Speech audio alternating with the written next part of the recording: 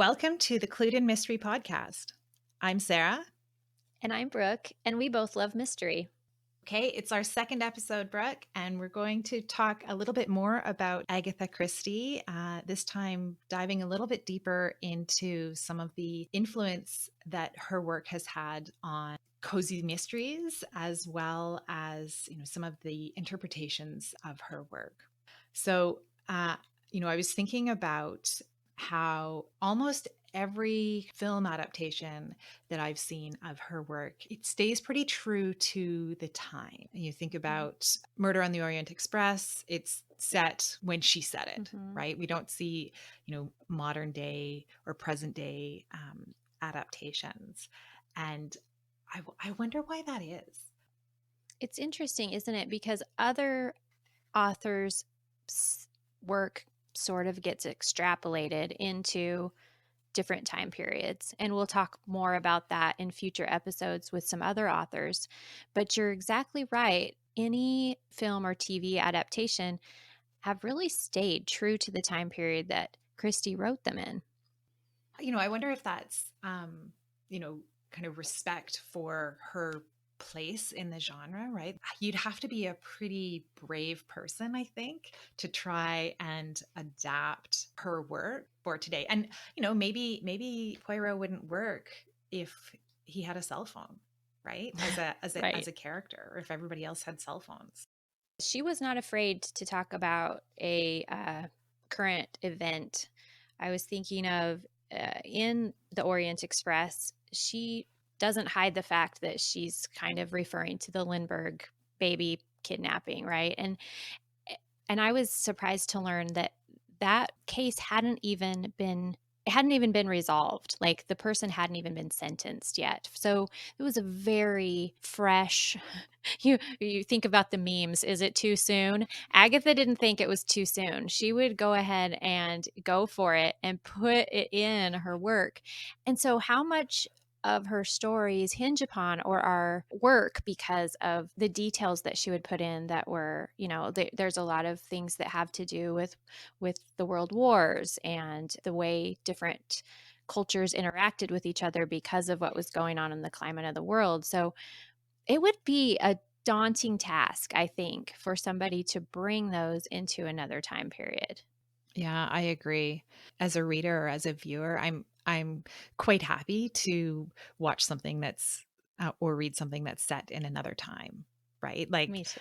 I don't know if it would be the same. And certainly there's, if you look at her influence on popular culture, right? Like there's a lot in the cozy mystery genre. A lot of books are published every year in that genre. There's loads of television shows. Mm-hmm. Midsummer Murders has been, I don't know how 20 or 21 or maybe even more seasons of that.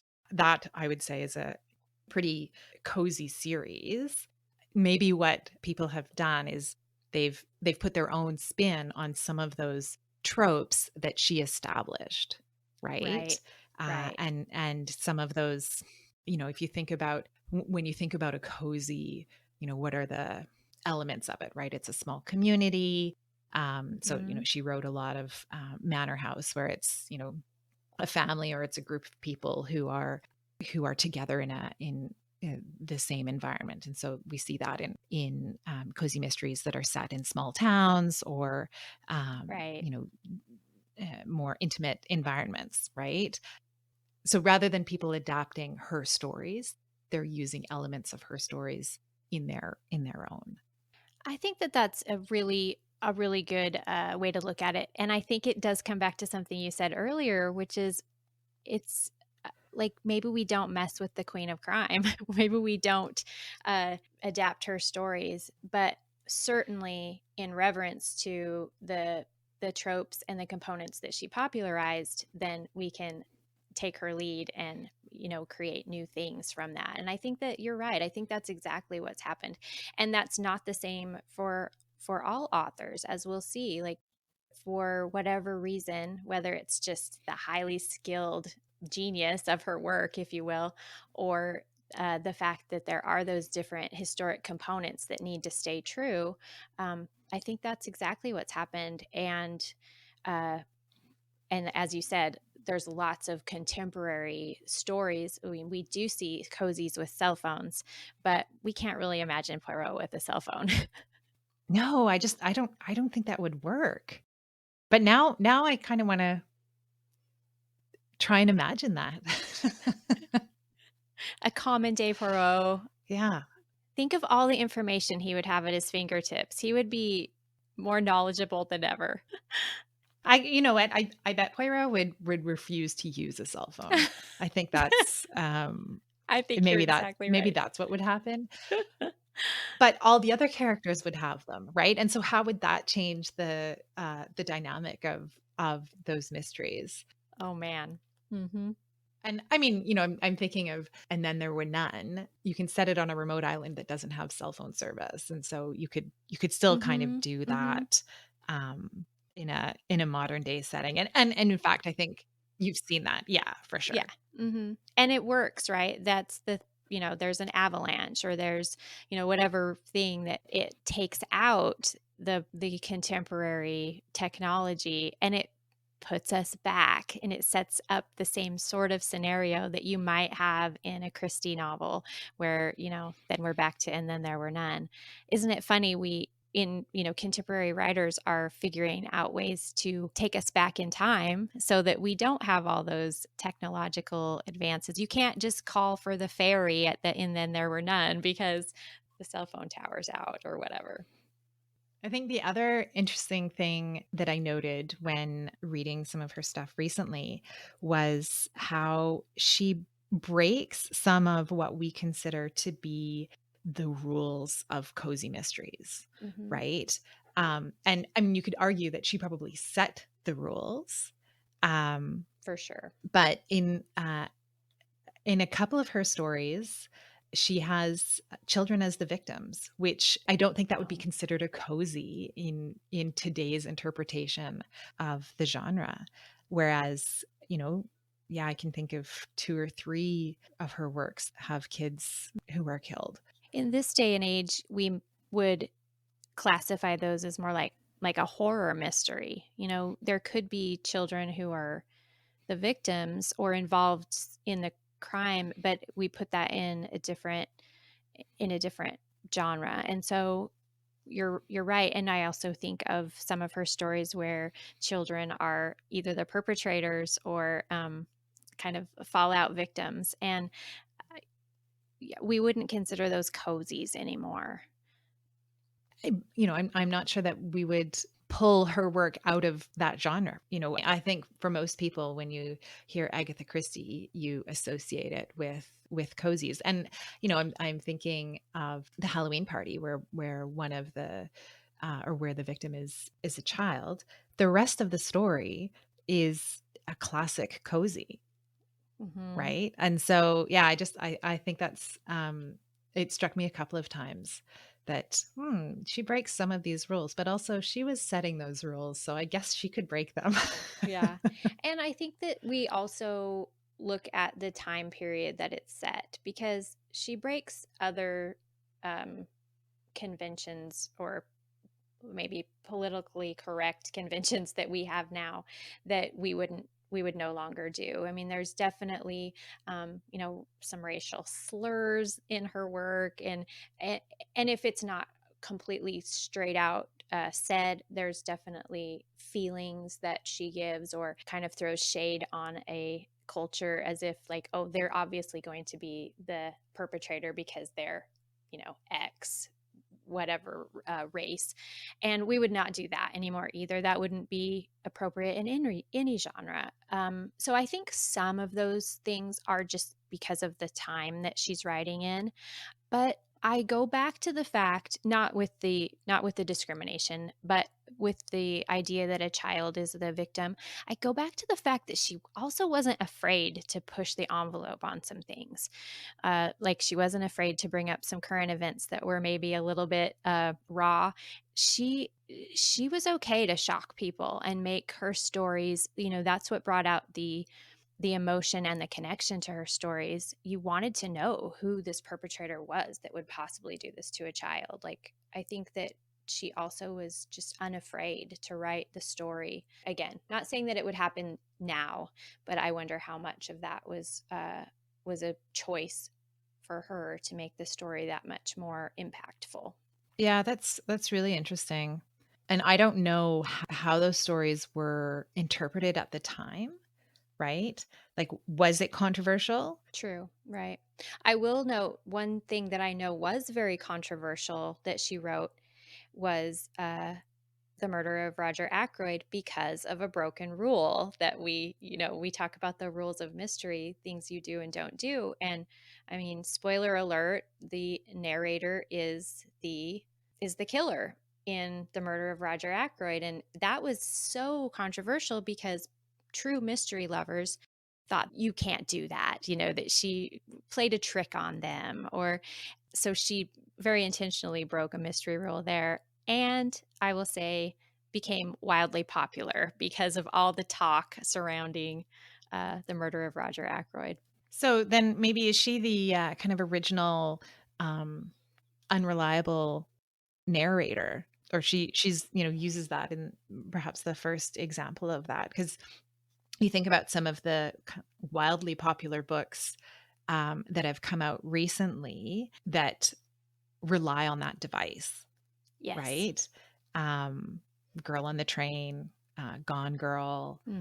Yeah, Gone Girl is like the epitome of that the big twist is the fact that this was an unreliable narrator. I love it as a device and some people hate it. And so I can see how this was such a stir in 1926 because some people loved it and they were thrilled by the twist and other people just absolutely thought it was the most terrible thing that she could do to them. But I think you're right. If it wasn't the first time, it was definitely the first time that got the public's attention, and it was a popular topic of conversation. And now we're seeing it a lot again in our mystery fiction today. But I think you're right. We don't really see that in cozy mysteries.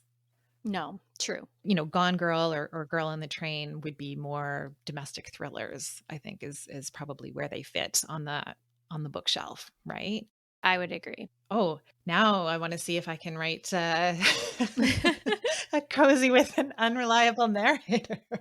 Oh, this is like Madge's dare to Agatha to write the detective fiction. So, okay, I bet you can't do it, Sarah. I bet you can't write a cozy mystery with an unreliable narrator. Go for it. Oh, well, we'll see, I guess. That would be fun, I think. Well, now you've just got me thinking. I guess the next time I'm doing the dishes, that'll be what I'm trying to work out, is how can I pull that off? Perfect timing to do it. I love that. Okay, well, we just talked about, doing the dishes and filling in a plot hole. Um, in your research into Agatha Christie, Brooke, did you come across anything about how she wrote and kind of what her process was? Yeah, a little bit. I really like John Curran's books. He, with the assistance of Christie's grandson, Matthew Pritchard, they discovered a lot of her dictation tapes a few years back. And so Curran has taken those and some of her old notebooks. And so it's really fun. I will put links to his books in the show notes because you can look and see what her little workbooks that she wrote notes to herself look like, and it's really fun. But apparently she preferred to do longhand first drafts and then type into the typewriter. She had a favorite typewriter for kind of a second draft and cleanup draft. And then in later life, apparently she needed to use a dictaphone because her wrists and hands started to bother her. But she said that she would first come up with the murder method and then figure out who the murderer was and try to come up with an interesting motive, which she always did. And then start to fill in the rest of the suspects who would have interesting connections. Aside from the dishes, advice that she gives us, she also said that she would take long walks to work out plot points and that she would talk dialogue out loud back and forth to herself on her long walks. And so I found that charming. Oh, I can just imagine her doing that. And I mean, that's really good advice, right? Go for a walk, kind of get out of your space. And I think for me, that's certainly where things occur to me is often when I'm running or just doing something, totally unrelated. And then I'll have to be like, okay, just I need a moment so that I can so that I can write this down. I remember when I was first getting started writing, and the advice was, to keep a little notebook in your back pocket all the time, because, like you say, you're out on a walk or you're doing something where your mind is occupied and you get a little idea. But thankfully, back to cell phones. Now we have our cell phones on us at all times, so I'll make myself a little note in there, and I love the fact that it's very similar. When you read these examples of Agatha Christie's notebooks, you'll be like, what in the world was she talking about? Because there's these seemingly disjointed words, Well, that's really similar to what my notes to myself in my cell phone look like. Oh, that's good to know. We're not alone. No, we're not alone. Well, I think that's about it for this episode. Brooke, is there any final comments you want to share? No, I've had a wonderful time talking today with you about some of these ideas about how her work has extrapolated into our contemporary mysteries. This was really fun, Sarah. Good. I'm enjoying it too, Brooke.